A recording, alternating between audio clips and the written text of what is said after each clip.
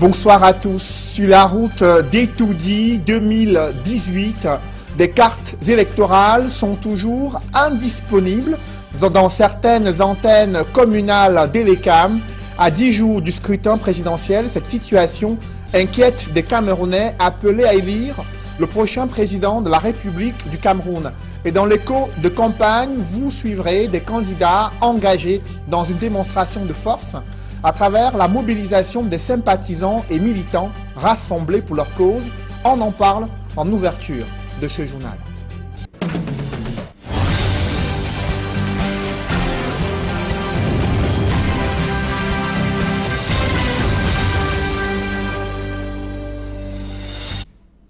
Merci de suivre cette édition complète de l'information sur Equinox Télévision.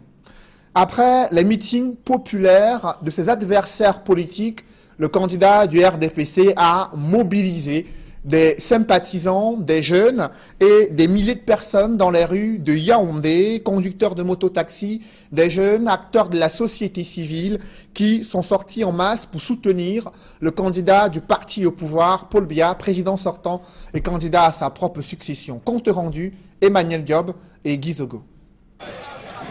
Près d'une semaine après le début de la campagne électorale, les partisans de Paul Biya viennent de faire mesurer la popularité du président de la République, candidat à l'élection présidentielle du 7 octobre prochain.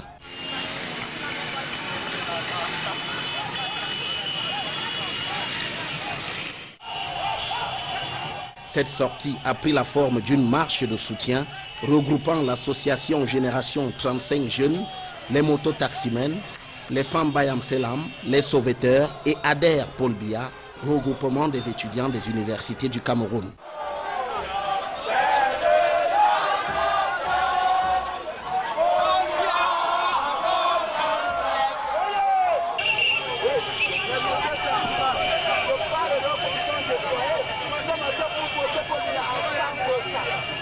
À grand renfort de slogans pro-Paul Biya, cette marche de soutien a parcouru l'itinéraire rond-point Camtel, boulevard du 20 mai, montée cinéma Abia, boulangerie Calafatas et hôtel de ville.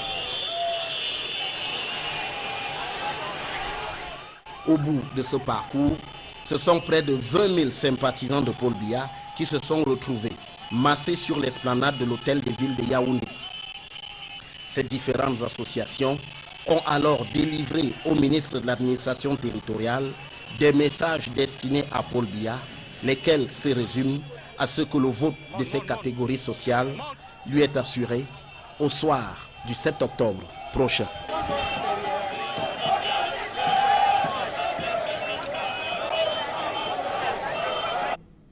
La bataille du Grand Nord est engagée sur la route d'Etoudi 2018. Le candidat du MRC à l'élection présidentielle, Maurice Kamto, était en Ngaoundéré, chef-lieu de la région de l'Adamawa. Il a promis aux populations d'apporter un changement à travers la connexion à l'accès à l'électricité, mais aussi le sortir du sous-développement. Jean-Blaise Noupayé et Gladys Sidier. Maurice Kamto, accueilli en grande pompe par les militants du MRC à Ngaoundéré. Ils lui ont donné leur onction pour tirer le pénalty le 7 octobre prochain.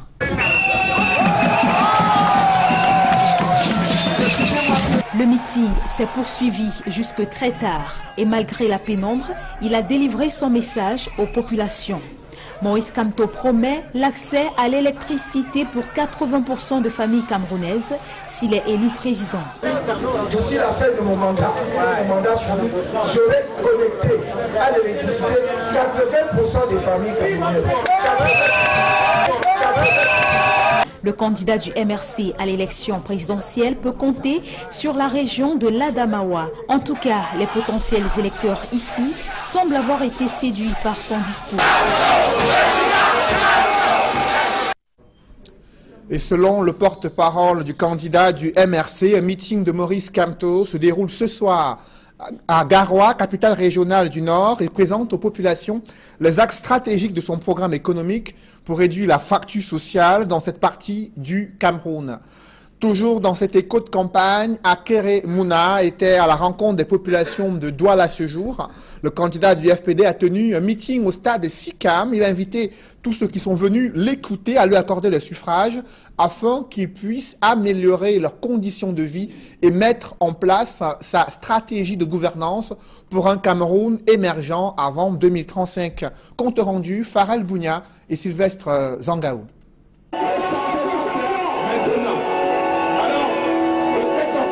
C'est au milieu d'une foule de jeunes et de moins jeunes qu'Akere Mouna est arrivé au stade Sikam de Douala à bord de son bus de campagne.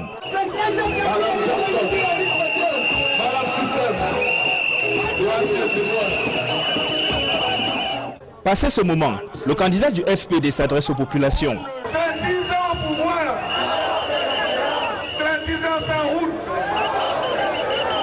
36 ans au pouvoir, 36 ans sans électricité, 36 ans au pouvoir, 36 ans de corruption. Alors, si j'ai appris quelque chose de 30 ans de ma vie professionnelle, j'ai été activiste pour la démocratie, pour les droits de l'homme, contre la corruption. J'ai fait ça pas parce que je voulais un poste de député ou de ministre. J'ai fait ça parce que je pense qu'il faut aider mon pays. C'est ce que je sais faire. Dans sa suite, de nombreux partisans avec lesquels il partage les mêmes idéaux au sein du mouvement Nao. Akere Mouna est vraiment l'homme qui mérite, qu'il le faut pour diriger ce pays. Premièrement, c'est quelqu'un qui a beaucoup d'expérience, il a géré beaucoup d'organisations internationales. Et pour nous, de soutenir, c'est faire un choix, un meilleur choix pour ce pays. L'artiste Longuet Longuet, qui l'accompagne depuis le début de sa campagne électorale, n'a pas manqué de dire dans une chanson ce que pense son candidat.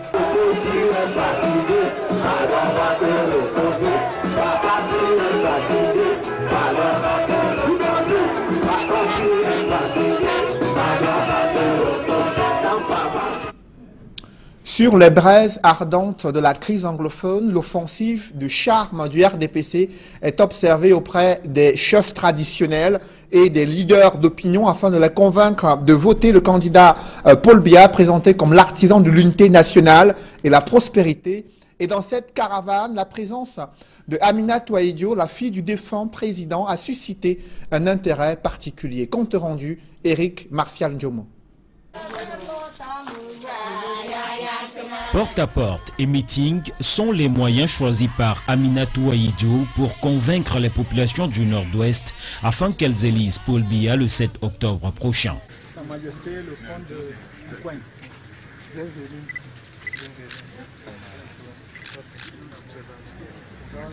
La fille de l'ancien président de la République a sillonné quelques chefferies et plusieurs quartiers de Bamenda et ses environs. Présentant à chaque fois Paul Biya comme un homme de paix, elle a expliqué pourquoi il reste le seul à même de résoudre la crise anglophone en cours. J'aimerais qu'ils disent aux populations que la paix va revenir et que le président de la République maîtrise bien le problème du nord-ouest et du sud-ouest et qu'en père de famille, il va régler ce problème avec tous ses enfants. Donc qu'on lui donne la possibilité, après le 7 octobre, de trouver des solutions durables parce qu'il y réfléchit et ça le touche énormément ce qui s'est passé ici. Voilà ce que je suis venue leur demander, de dire à toutes les populations que le président a des solutions et elles seront vite là. Et que c'est le seul, c'est vraiment le candidat parmi les 9 candidats qui connaît bien ce problème. L'on retient des différentes interventions que bon nombre d'habitants de cette région pensent que Paul Biya n'a pas la bonne information sur la situation qu'ils vivent et souhaitent par ailleurs qu'il puisse inclure le Nord-Ouest parmi les régions dans lesquelles il se rendra pour la campagne électorale. Après le Nord-Ouest, Amina Touaïdio s'est rendue dans le département du Noun, dans lequel elle a poursuivi le même exercice de sensibilisation des populations pour un vote massif de Paul Biya le 7 octobre. Et dans cet écho de campagne, l'un des rendez-vous politiques le plus attendu ce soir, c'est Joshua Aussi, candidat du SDF à cette présidentielle, invité de l'émission Etoudi 2018 sur Equinox Télévision. Durant 2 heures, son programme sera décrypté et analysé par des journalistes de renom qui vont l'interviewer ce soir sous la conduite de Duval Fongwa. Joshua Aussi, candidat du SDF à l'élection présidentielle, invité de l'émission spéciale Etoudi 2018, c'est à suivre à partir de 21h. Et toujours dans cette actualité consacrée à l'élection présidentielle, les cartes électorales sont toujours introuvables dans certaines antennes communales de l'ECAM. À 10 jours du scrutin présidentiel, cette situation inquiète des Camerounais appelés à élire le prochain président de la République. Où sont passées ces cartes? Qu'est-ce qui fait problème? Nos reporters ont mené leur enquête. Je vous propose de suivre cette enquête menée par Jean-Paul Chuniat. À l'antenne communale de l'ECAM à Douala 5e, un défilé continu des électeurs pour le retrait de leur carte de vote. À la fin, des fortunes diverses, satisfaction pour certains et incertitude pour d'autres, malgré un brin d'espoir de voter. Bon, nous n'avons pas eu d'explication fiable.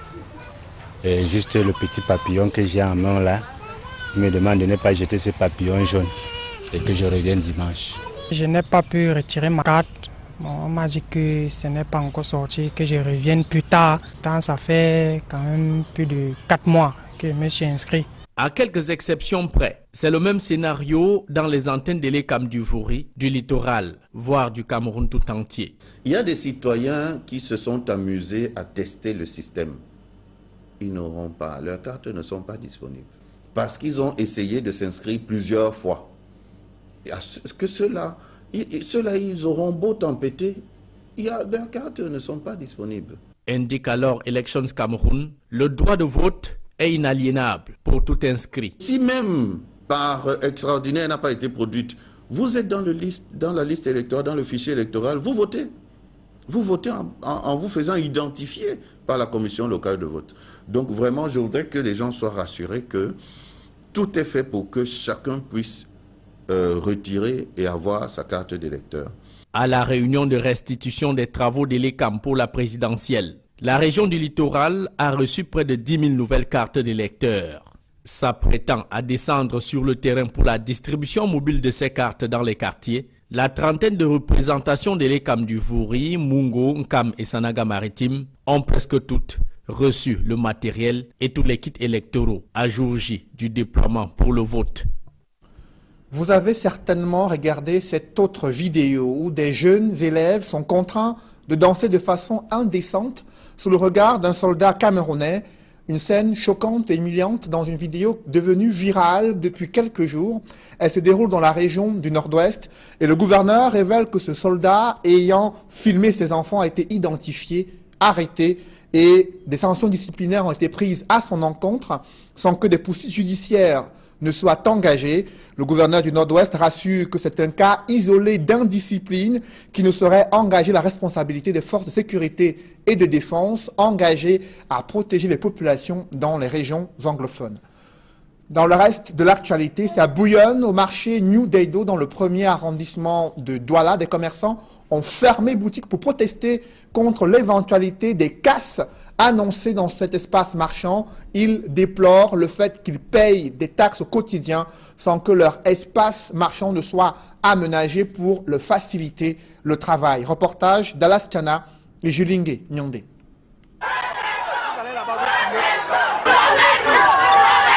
Climat social tendu ce matin du 27 septembre 2018 au marché New Deido de Douala. Vêtus en noir, les commerçants de cet espace marchand, situé dans le 1er arrondissement, ont décidé de fermer leur commerce. Ils protestent contre une rumeur faisant état d'une probable destruction du marché dans les prochains jours. Depuis un certain temps, nous avons entendu qu'il y a quelques jours, nous avons entendu que la CIMIC a acheté notre marché. Franchement, nous ne comprenons rien. On nous a dit qu'ils ont dit qu'ils devraient réhabiliter le marché. Nous étions d'accord. Maintenant, on nous fait comprendre, selon nos dirigeants, ceux qui sont censés défendre notre cause, ils viennent nous dire qu'on nous a demandé de libérer le marché d'ici le 15 octobre et que ces gens vont prendre le marché construit selon les normes. Mais la question que nous nous posons, c'est de savoir, est-ce que nous, qui avons des attributions, est-ce que nous allons rentrer en possession de nos boutiques? Mais qu'en est-il exactement? Le régisseur du marché New Deido, rencontré, parle d'une mauvaise interprétation des déclarations faites par le délégué du gouvernement auprès de la communauté urbaine de Douala. Le délégué les avait dit ceci, que le marché si sera en construction, qui va venir, il va recaser certains commerçants en route. Ceux qui n'auront pas de place, lui-même saura après. Et on a de former. Ce que le délégué a parlé à la salle de fête, ce n'est pas ce que le représentant est en train de le dire. Parce qu'il y a un, nous avons fait une petite réunion ici, il y a un qui est venu interpréter, il a mal interprété, dire même aux commerçants que le délégué a dit que c'est des grands commerçants qui seront au marché. Ce n'est pas ce que le délégué avait dit. Mais pour les commerçants, il n'y a pas de fumée sans feu. Le message qui leur a été transmis par leurs représentants est pour eux clair, d'où leur crainte. Les gens que nous avons votés au marché peuvent aller et nous rendre compte. Et c'est ce qu'ils nous ont dit. Nous, on manifeste aujourd'hui. Comme vous voyez les femmes, nous sommes en noir. On manifeste notre mécontentement. On dit au délégué du gouvernement non. On lui dit carrément que non. Informé, le sous-préfet de cette localité a fait une descente sur les lieux afin d'apaiser les esprits. Non, je suis venu simplement rassurer les commerçants parce qu'il y a une rumeur qui annonce qu'ils vont partir de ce site et je voulais les rassurer qu'il n'en est rien, qu'ils continuent donc à mener tranquillement leurs activités. Je suis venu le leur dire et je pense sur moi de le leur dire comme ça. Donc ouvrez les boutiques, menez vos activités tranquillement. Je vais aller comme d'habitude d'ailleurs. Je pense qu'on se connaît bien. J'ai toujours été à vos côtés ici. Bon, donc vraiment il n'y a aucun souci. Ouvrez les boutiques, continuez à mener vos activités et je vais aller discuter avec une délégation de 10 personnes à mon bureau. Une réunion a été programmée dans les locaux de la sous-préfecture pour apaiser les cœurs.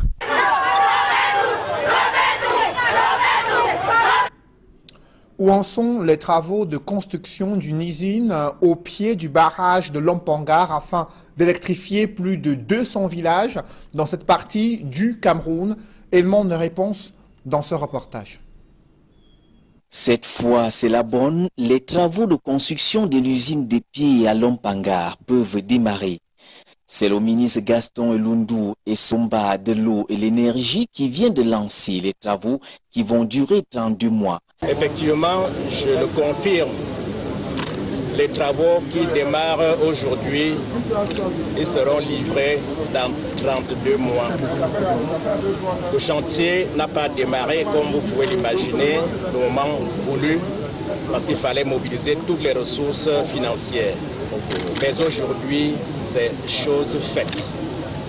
Le président de la République a autorisé à titre exceptionnel la semaine passée un déblocage de 4 milliards de francs CFA pour procéder au paiement de l'avance de démarrage.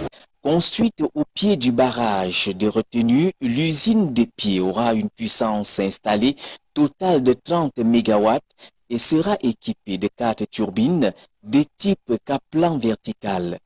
C'est donc cette usine qui permettra d'alimenter 150 localités de l'Est en énergie électrique.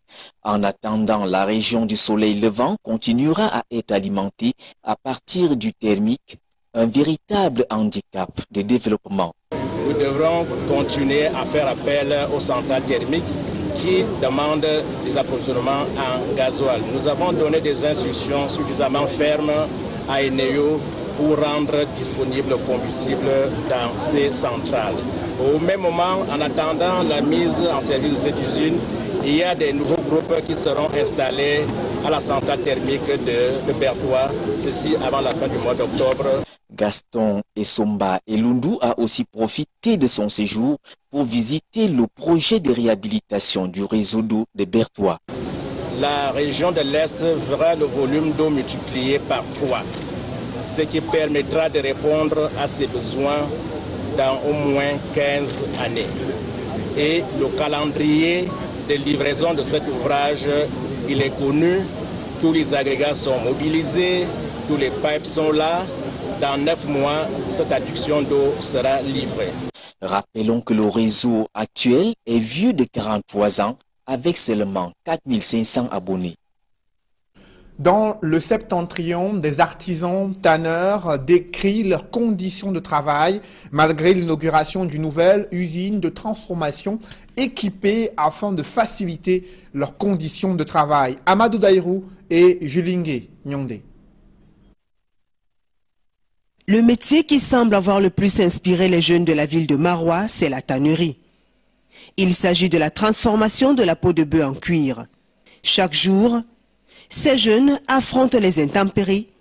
Sous la pluie ou le soleil, ils travaillent sans aucune protection dans les eaux souillées, exposés aux maladies de la peau. C'était un milieu où la vie était vraiment difficile, mais malgré la vocation à emploi, la vocation pour ce métier de tannage, nous avions supporté à peine. Nous étions tellement soumis à des maladies. Il y a des vapeurs, la vapeur des opérations que nous menons, tout ça là, ce sont des maladies qui viennent, mais que, comme vous savez, comme à l'accoutumée. Conscient de leurs efforts, le gouvernement camerounais vient de mettre à la disposition de ses artisans tanneurs une usine moderne de transformation qui répond aux normes. Si nous avons la capacité de transformer au plan industriel jusqu'à avoir la peau finie localement, nous gardons cette valeur ajoutée.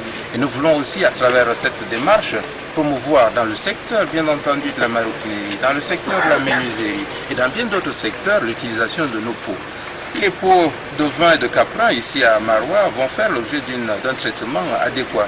Bientôt, les peaux de bovins dans la région de la Damawa connaîtront également un développement similaire. Le gouvernement, à travers le MINIPIA, comme le ministère de l'économie, travaille pour accompagner nos populations. Représentant des dizaines de milliards d'importations, la filière peau et cuir ravitaille certains pays voisins. Une source de plein emploi, génératrice de revenus.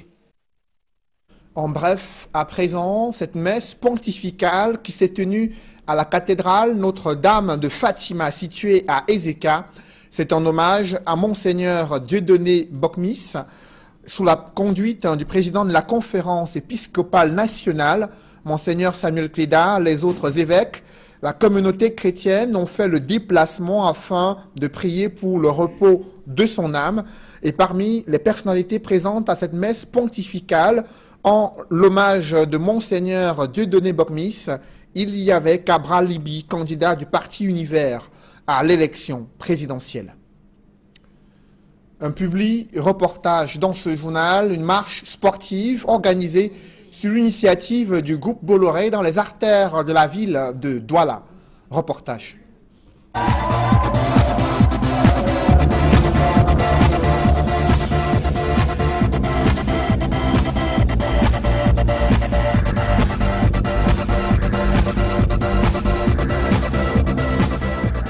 Partie de la zone portuaire de Douala, près d'1 millier d'employés et hauts cadres du groupe Bolloré marchent sur les artères de la ville, célébrant le Marathon Day, 3e édition d'une activité sportive se déroulant simultanément dans 109 pays et mobilisant 37 000 employés chaque 20 septembre.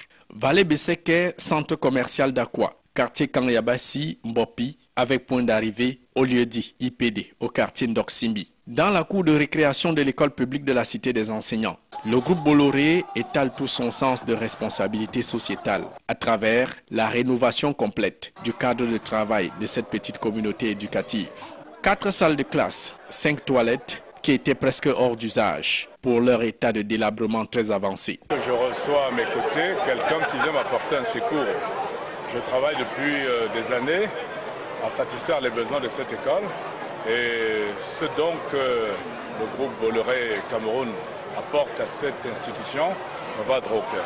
Figurez-vous, avec la gratuité de l'école primaire publique, nous devons parfois tendre la main, et même assez souvent, à des âmes bienfaitrices, comme le groupe Bolloré, pour que ces âmes-là nous viennent en aide dans l'atteinte de nos objectifs.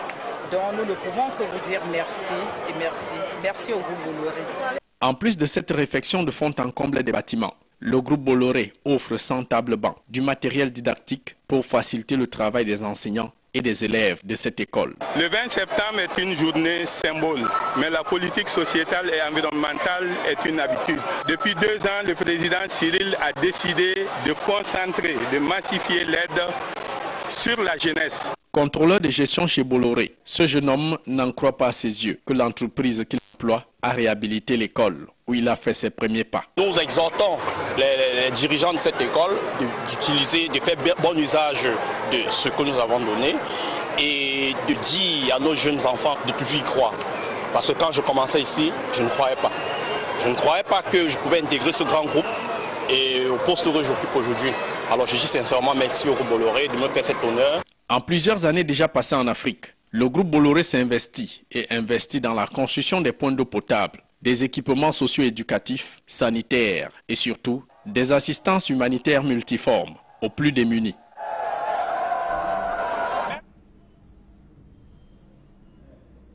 Mesdames, Messieurs, c'est la fin de ce journal. Merci de l'avoir suivi. Juste après cette édition de 20 h, retrouvez Serge Alain Otto et ses invités pour le débrief du journal sur le plateau d'Equinox Soir. Serge Alain. Opération de charme Aminatou Aïdjo dans le nord-ouest. Vous l'avez suivi, elle a rencontré à la fois des chefs traditionnels mais aussi des différents leaders d'opinion dans le chaudron de la crise anglophone afin de les convaincre que Paul Biya reste celui qui est à même de résoudre cette crise anglophone. Et en retour, les populations ont exhorté Aminatou Aïdjo à transmettre le message des populations, à savoir celui qu'ils souhaitent voir le chef de l'État se rendre dans ces régions afin de discuter avec ces populations des causes profondes de la crise anglophone. Pas de carte d'électeur pour tout le monde. Ils sont nombreux, ces Camerounais s'étant inscrits sur le fichier électoral il y a près de 4 mois et jusqu'ici, ils ne sont pas entrés en possession de leur carte d'électeur. Pourtant, c'est un document crucial pour exercer son droit de vote. Les assurances données par le directeur régional des l'ECAM pour le littoral n'ont pas dissipé les appréhensions des Camerounais à 10 jours du scrutin présidentiel. Voilà, madame, monsieur, l'essentiel du débrief. Bonne soirée à vous, Cédric. Bonne soirée à vous, Serge Alain. Rendez-vous demain, 20 h. Rendez-vous demain. Voilà, madame, monsieur, dans un instant, le débrief, toujours en compagnie des experts.